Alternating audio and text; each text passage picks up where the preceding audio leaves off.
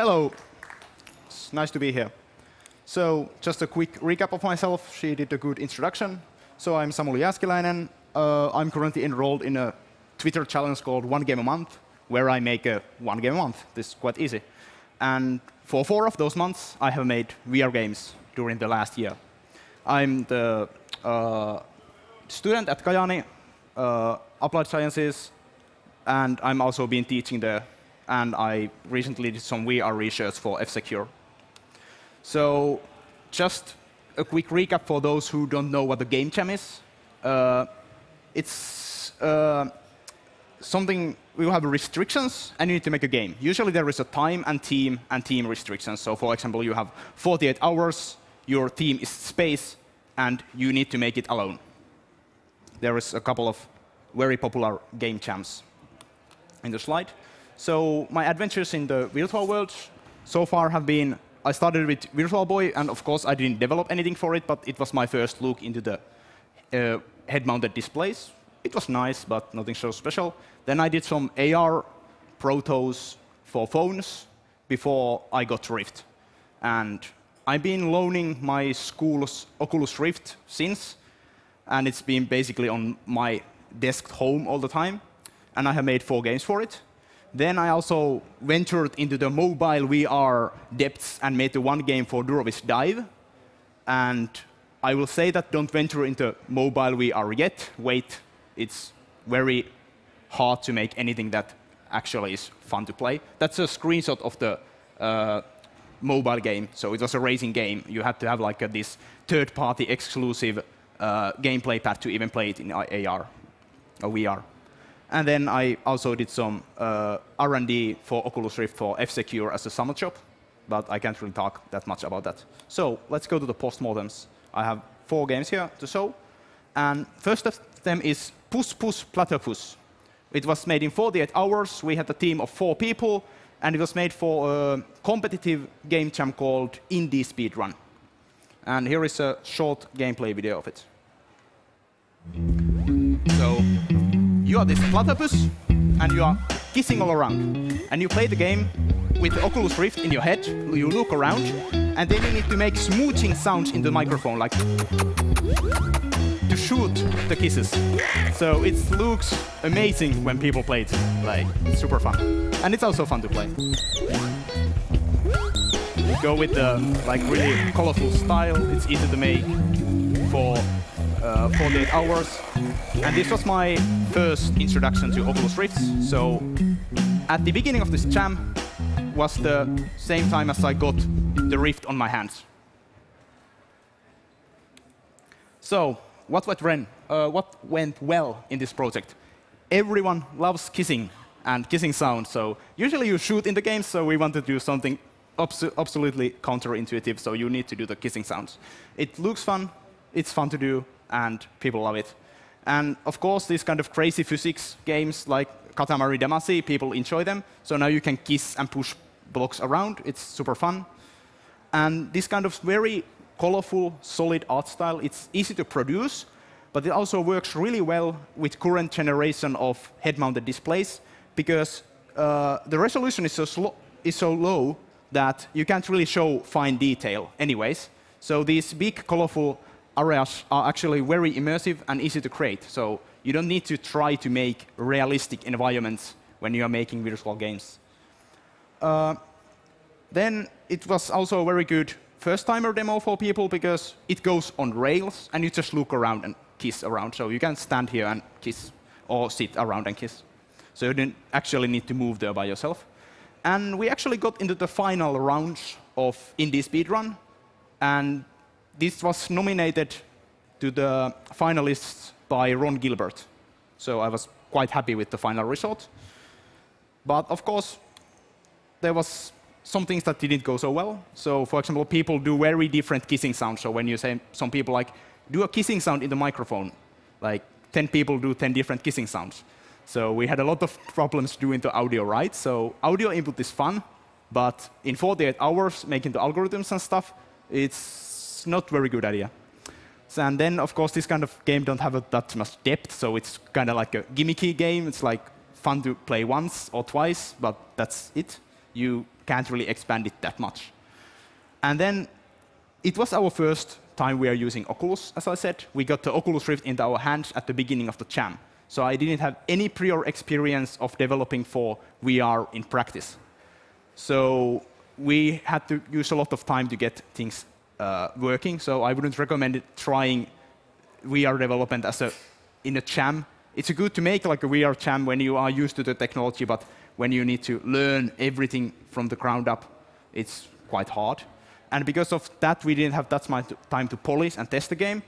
And there's actually head bobbing in the game, which I didn't notice until we released the game, because one of our programmers made head bobbing because he thought that head bobbing is natural movement when you are going forward. And head bobbing is one of the worst things causing simulator sickness when using head-mounted display. But it's so subtle that most people don't even notice it. So it's the only head bobbing I've ever seen that doesn't actually cause people to puke that much. So luck is sometimes good. OK, so next game, Magical Rift Heroine. This jam actually had a time frame of three months. And I made it within the 3 last days of those 3 months, because I didn't even know about the jam before that. It was really fun jam because the idea of the jam was make magical girl games. So it's just so crazy idea that I had to jam one. I made it in 72 hours, and I had 2 artists with me.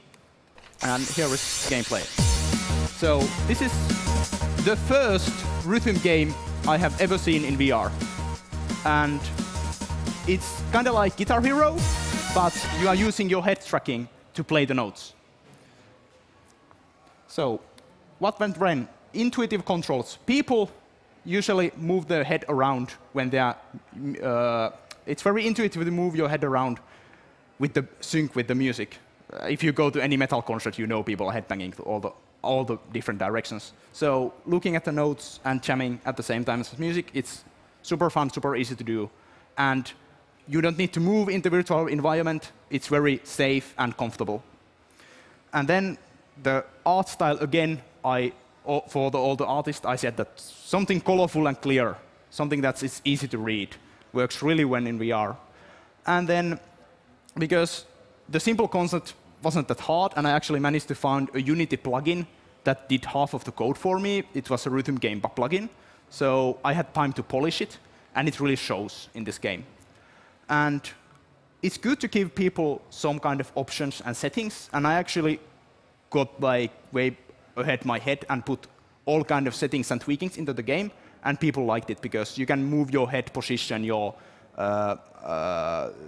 offset position where you actually trigger the notes, how much head movement you actually need to do to trigger the notes, and so on and so on. I've learned that it's very good to give options because people really prefer different things in VR. And then when I released the game, a few weeks later, PewDiePie made a video of it. And it has like 3 million views currently. And I was like, thank you. Of course, I didn't have any spike on downloads because none of the PewDiePie's fans own Oculus Rift development kit once. But it was a nice peak. And when I was showing the game in Studia here a few months ago, there was a lot of young people who actually recognized the game. So it was quite fun. What went wrong? Not everyone likes the Magical Girl theme and the anime theme songs and stuff, and I can totally understand that.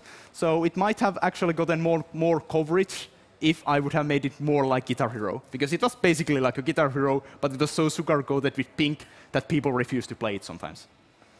And then the biggest mistake of it was that first song was too long. So longest song of the game was the easiest song. So some people got bored for it within the song. So when you are doing these kind of experiences, first, when the people is learning how to play the game, make it really short, and then give longer options once they learn how to play, and not that they need to learn how to play with the tutorial. So it was a bit too strong. I think it's like 4 minutes or something. So as for a first time VR experience, it was a bit like too repetitive for the same thing. And then the biggest problem was too much head rotating. So you need to bang your head around and like hit the notes. So I adjusted that and made like calibration that you can change like how much head you need to move. But with the default, I had it like that you need to almost rotate like 75 degrees or something. So people really like got tired playing it quite fast. So when you actually play it with like 20 or 30 degrees, it was much more comfortable. But of course, when people download the game and play it, they are not going to go settings first. So the initial settings should be fine. And this was time that I was still thinking like, I want to avoid the input. So for these first 2 games, I didn't have any input for the head, just the voice. So for the next game, it's much more traditional game, but it doesn't look so traditional. Sun. It was created for Ludum Dare Compo, so totally alone, everything myself. And then there was 48-hour limitation. And I actually made the Oculus Rift support as an afterthought, so it didn't have it during the 48 hours, the Oculus Rift support. And here is a small gameplay video. When you are playing this with Oculus Rift, you have separate head rotation and body movement, so you can walk in the different direction where you are looking at. So you have this satellite view that you can view from up to down, and then you have this first-person view where you can just walk around and avoid the robots that are trying to find and shoot you.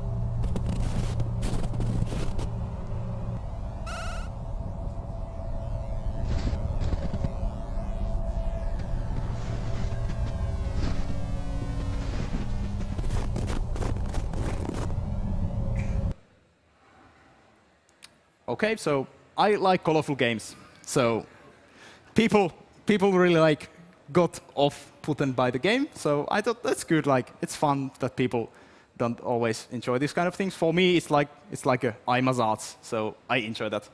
I can understand that some people doesn't enjoy it. Okay, the gameplay, stealth gameplay works remarkably well in VR because it's a bit slower, but it's still a little more action-paced than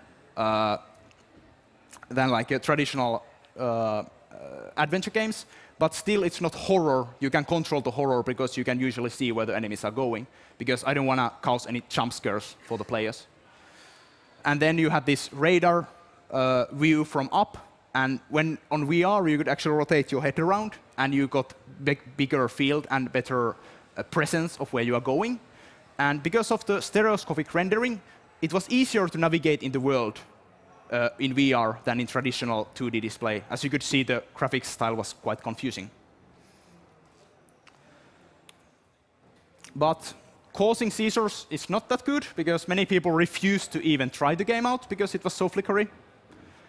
And even, especially when you put the Oculus Rift on and it's all you see is flickering colors and random colors, I can imagine some people might need to get hospitalized by that.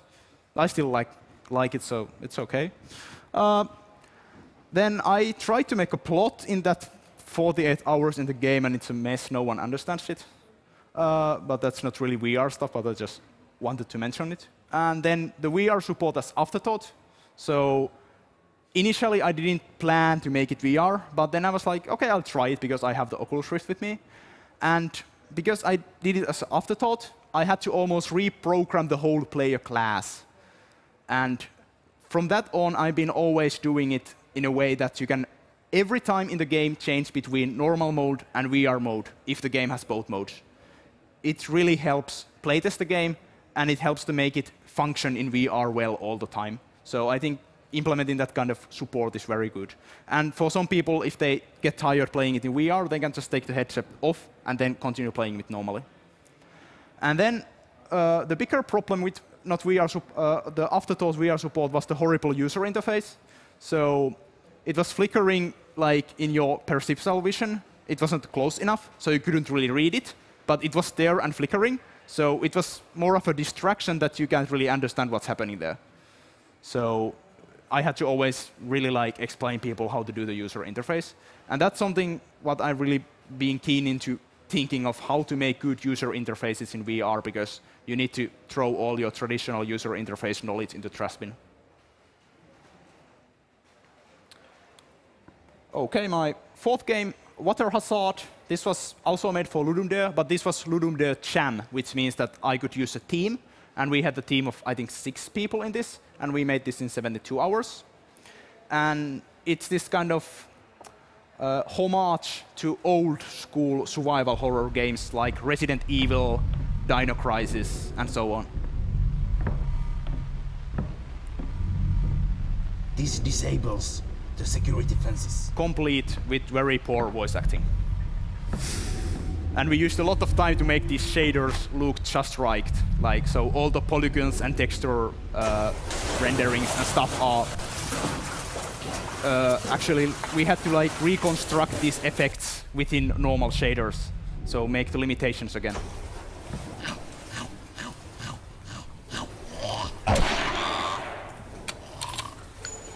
And this game is actually playable in my school's booth there.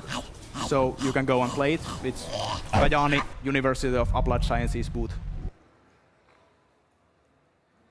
So what went wrong? We really could make this authentic PlayStation 1 experience, like what VR would look like in like PlayStation 1 era. And the graphics, the audio controls, everything merged well superbly together. Especially the controls, they are super clunky. It's really hard to play the game. Then we use these static third-person cameras where you can rotate your head around. So the whole idea of doing this in VR was that when we are playing Dino Crisis at my place, we're really annoyed by the cameras. And then we figured out, OK, it would be nice if you could rotate the camera. And then I was thinking, oh, you can use Oculus Rift for that. And then that's how it goes. And the DK ones, it's Oculus Rift Developer Kit 1's low resolution. It actually enhances the experience because you can see the pixels. So this is one of the rare demos for DK1 where the low resolution is actually a good thing. And it got rated very high. It was 12th in the overall ratings of Ludum Dare out of like 2,000 games or something. And in a specified category, we got 8 in the mood. And it was very high on the voice acting too, which I'm really proud because I did most of it. And it was really, really, really horrible. That's why people liked it. So what went wrong with this project? Jonnet ei muista. So young people can't relate into this kind of experience. They were like, why are you making these bad graphics? Like, we can't understand it. And it's impossible to explain to those people. So they gave us thumbs down and like couldn't figure their head around what we are doing. But it wasn't a big deal for us because we knew that everyone who grew up playing Silent Hill or Alone in the Dark knew what we are doing. And then we had to cut some features. And we actually are republishing this game for Oculus Rift Development Kit 2. And we are adding all these features in. So there will be like added features soon. And then we had very bad orientation problems with the game because every time you go from room to room, your so-called forward direction resets. So when you are looking here and you go into another room, it resets here. So soon the player is like spinning around. And when he's playing this seated with the controller on and wires around his head, it gets really messy. So we forgot one really basic thing: put reset orientation button into your game. If you don't get anything else from this lecture, put reset orientation button to every of your VR demos. You just need to put that there. So it was just an oversight because we were so focused on more important things. So then I figured out I could say that what tools I am using for this game. So if you want to start doing your own VR stuff, it's quite easy to get into game development nowadays or any kind of real-time graphics application development nowadays because internet has so much stuff inside it. So I was just using, most of the time, Unity mono-develop, Blender for 3D models, Photoshop for textures, Audacity for audio. And then I love Trello for organizing stuff when you have a lot of people working on the same thing. And you should always be learning new tools. So I want to learn UE4, Substance Designer, next generation texturing tools and stuff. So VR is really good for me to find these new tools and experiment with those because all the different tools give me different kind of possibilities in VR. And then I want to update all of these demos to Developer Kit 2 when it comes around soon. I ordered one, but I was a bit late. And what is the most important things? I will keep continuing my one game a month, and I try to make as many VR games as I can to learn more about this awesome medium. And I want to release those games. And this is something I want to emphasize on, because many people are doing a lot of Oculus demos by themselves, and they are not releasing them in public. And I would like to see more demos in public, because when you are making a finished product and see feedback from other users, it really helps you to grow as a developer. And I always try to release these games and try to get some people to play them. And if you make these for game jams, it's absolutely a blast, because the other people who are doing the games for game jams are also going to play them and give you feedback. So I would highly recommend releasing everything, but for free currently, because we don't want commercial VR games that are bad experiences. So if you are going to ask money from people, then I would say that you need to consider it to be like really good VR, because bad commercial VR experiences are harmful for other developers. So this was my talk. Thank you. If you have any questions, feel free to put your hands up. OK, there is a question. Wait for the mic. So the people over the stream can hear it also.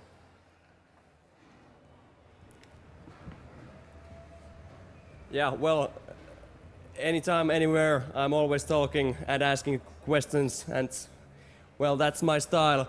But I have been thinking that how can you implement the Oculus Rift for any game? Is there going to be any drivers or?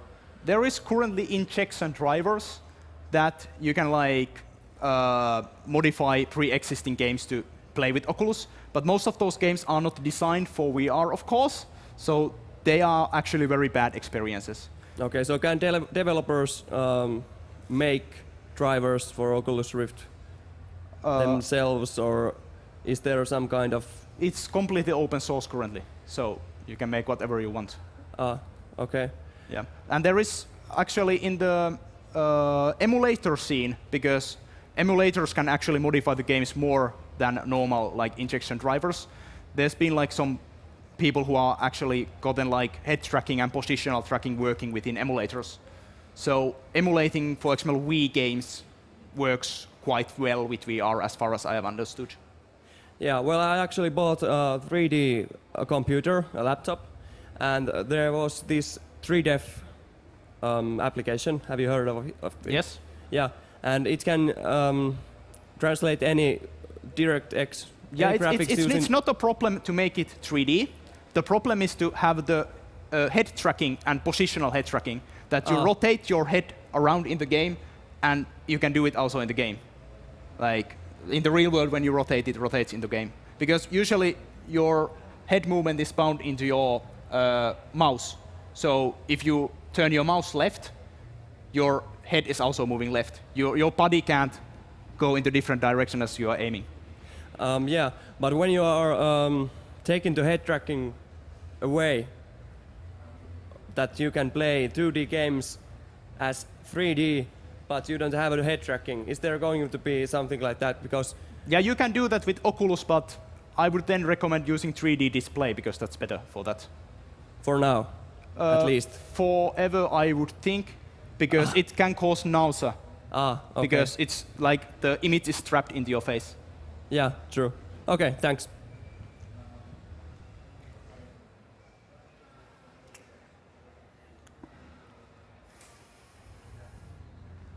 Did you start making this one game a month just because you were worried that somebody else wants to take the Oculus away from your desk?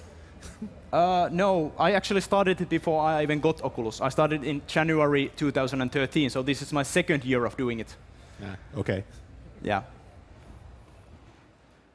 The reason why Oculus Rift was I was loaning it all the time from the school is that no one else was putting their name on the list. So I was loaning it for like 2-week or 1-month periods at the time. So I had the fair chance for other people to use it too, but for some reason they weren't as enthusiastic as I was.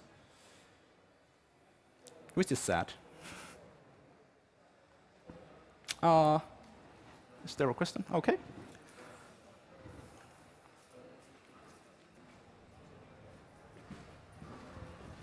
Yeah, so how does one start with like Oculus Rift development and doing all the jamming and stuff?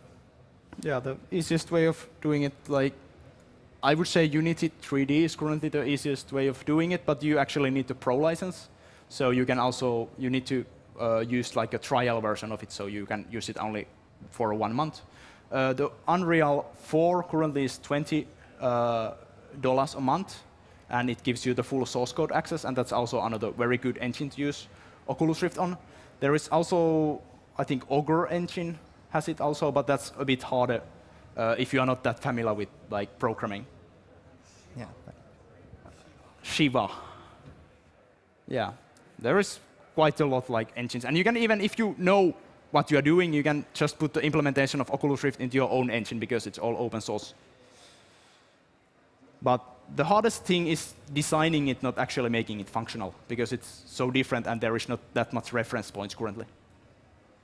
So the normal game learning resources usually work for Oculus Rift 2 as a learning tools.